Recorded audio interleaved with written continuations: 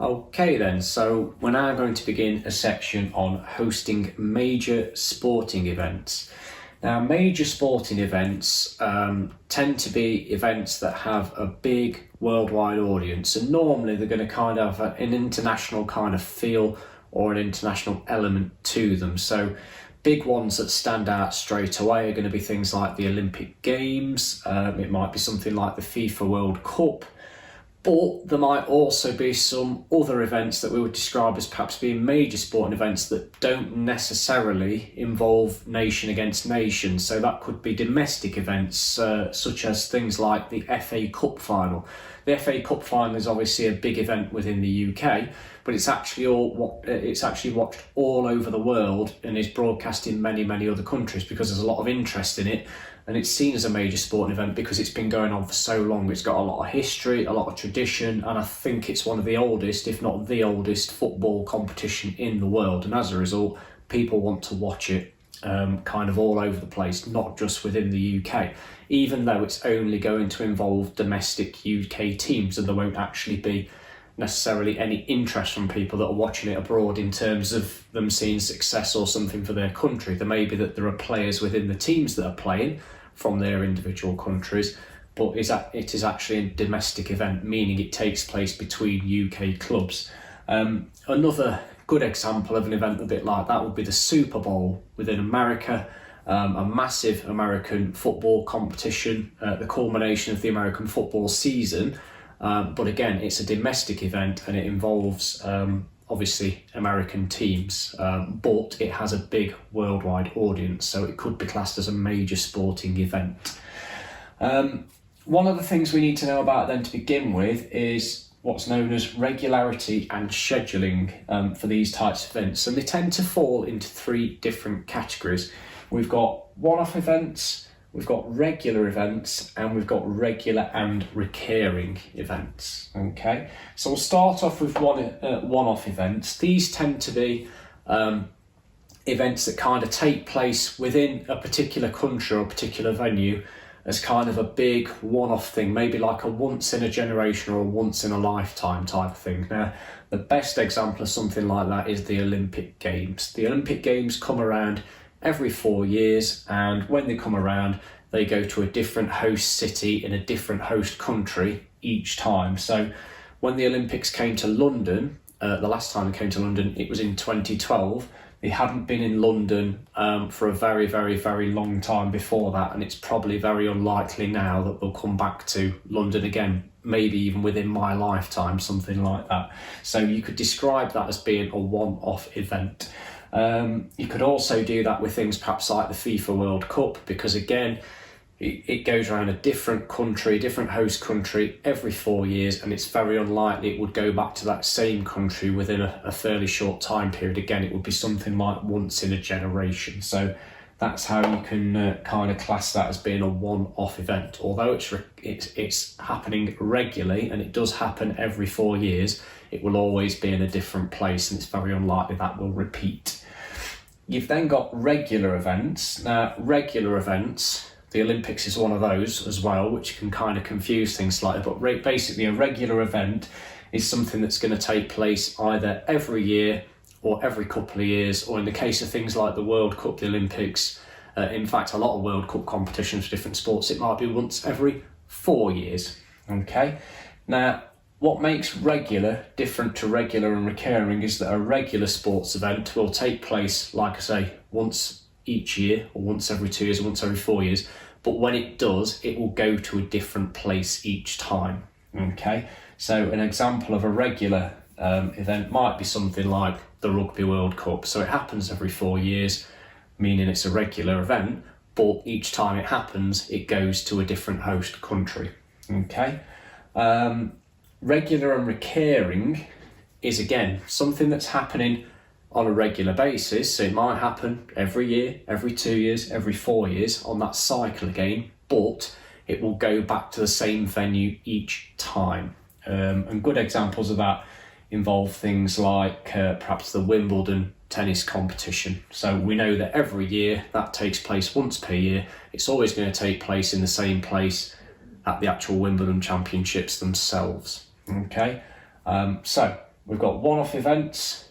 Obviously, they are still regular, but they're going to go only back to the same place perhaps once in a generation, once in a lifetime. You've then got regular events that are happening at regular intervals, but always go to different venues each time it gets shared around. And then you've got regular and recurring events, and that's something that goes back to the same place every single time. Okay then, so looking at some of the features of major sporting events, most major sporting events are going to have an international element to them. Now, we have already spoken about the fact that there are some domestic competitions that you can class as being major sporting events because they'll get a big worldwide audience. So things like perhaps the FA Cup final, because it's got such a big history and things within football, you'll get people all across the world watching it, although it only actually involves domestic UK teams. So that's kind of an exception. But in most cases, there'll be an international element. So let me go through a few potential candidates then for major sporting events. You've got things like the Ashes. Now, the Ashes cricket series, again, has got a lot of history and tradition about it.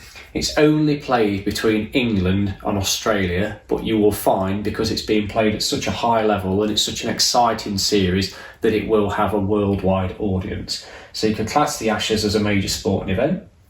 You've then got things like the Champions League. Now, you wouldn't necessarily refer to the Champions League as a whole as being a major sporting event, but something like the Champions League final, again, even though it's going to have domestic European teams within it only, so it's not got teams from all over the world playing in it, it will again have a massive worldwide audience, and you can class it as a major sporting event.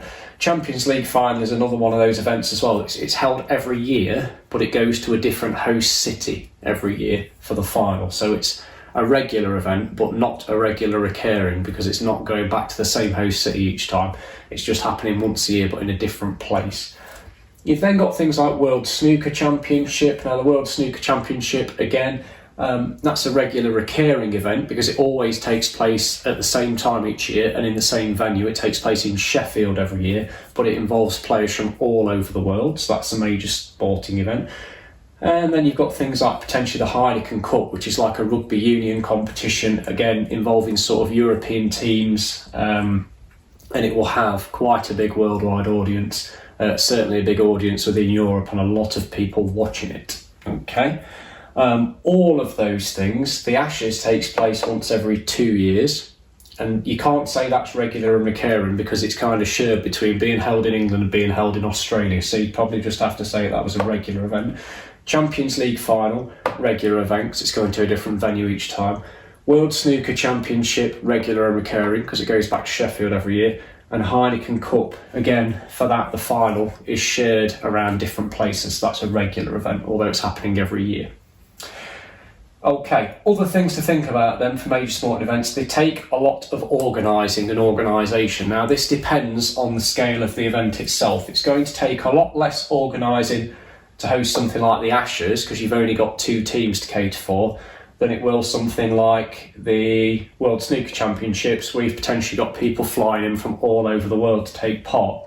If you scale that up and look at something, absolutely massive and very complicated to organise, the most complicated event to organise is going to be something like the Olympic Games, because you've got people coming in from all over the world, but there also need to be catered for, there needs to be facilities for them, places for them to stay, etc, etc. And that kind of brings me on to the next thing, which is the amount of investment that's needed to host these events. Now, if we look at something like the World Snooker Championships, that's held at a little theatre in Sheffield, and basically what they do is they clear out all the stuff that they normally do when they were holding performances and stuff in there, and they replace it with snooker tables.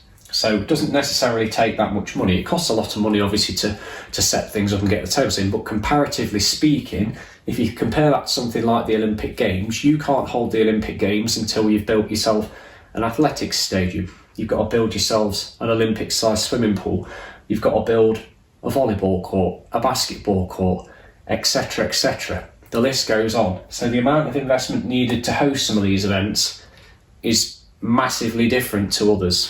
Things like the World Cup for football, that can be quite expensive to host, particularly if it's in a country where football's not that big. It might not be that they've already got all the stadiums, so they might have to build new stadiums just to host the games and stuff. If you tried to host the World Cup in our country, it'd be fairly straightforward in that we've got the stadiums. They might need upgrading and things like transport links and things improved, but we've got the infrastructure in place already. Some countries don't have the infrastructure, and there's not many countries at all would have the infrastructure in place to host something like the Olympics, which is why the Olympics is probably seen as being the most complicated and most expensive event to actually hold, because you cannot do it without massive investment beforehand. You've then got things like sponsorships. Most major sporting events are going to attract a lot of sponsorship, and the reason they attract a lot of sponsorship and people wanting to sponsor the events is because they know that there are a lot of people watching them. A lot of people all over the world watch the World Snooker Championships, so there are a lot of companies that want to sponsor it and get their companies known about and seen on TV and stuff. Same with all these events on here, and same with all the other events that I've mentioned so far. The final one then is an important one, and it's one that sometimes isn't quite right, or people don't quite get things right, and it is the legacy of the event that is being held. Now, the bigger the event, the bigger its potential legacy will be. And again, if we go back to something like the Olympic Games, what was the legacy of the Olympic Games in London in 2012? Well, we spent billions of pounds, I think it was something like £15 billion hosting the Olympics in 2012. Where did all of that money go, and what has been the legacy? Well, what have we ended up with? Well, originally, before all the facilities were built in London, it was kind of a derelict area, and there was a lot of deprivation and poverty. So the area itself was improved, a public park was built, and obviously all these leisure facilities and sports facilities were built. Also, some of the flats and the houses that were originally built for the athletes to stay in what's known as the Olympic Village, were eventually turned into social housing flats so that people who lived in the local area could move into them and live in better quality accommodation than were living in before.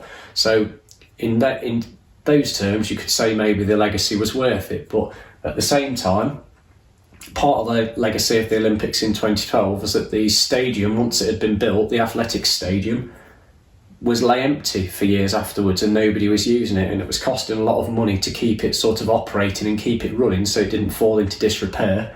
And eventually we had to rely on a football club wanting to come in and rent it so that it actually had a use. If it wasn't for that particular football club coming in and renting the facilities like they do now, then the Olympic Stadium would probably just be empty and get used maybe a handful of times per year for the odd athletics event and stuff like that, or maybe like rock concerts and things. Not really what it was designed for originally. And even inviting a football team in to kind of rent it and keep it going was fairly controversial at the time, because they don't actually pay very much money to rent it. I think it's in sort of single figures, millions of pounds per year that they spend in order to rent it, but the stadium itself costs millions and millions, hundreds of millions of pounds to build, which will, as taxpayers, will never ever get back. Certainly not at the rate that the football club are kind of paying things back anyway. So that's just a little kind of insight into legacy.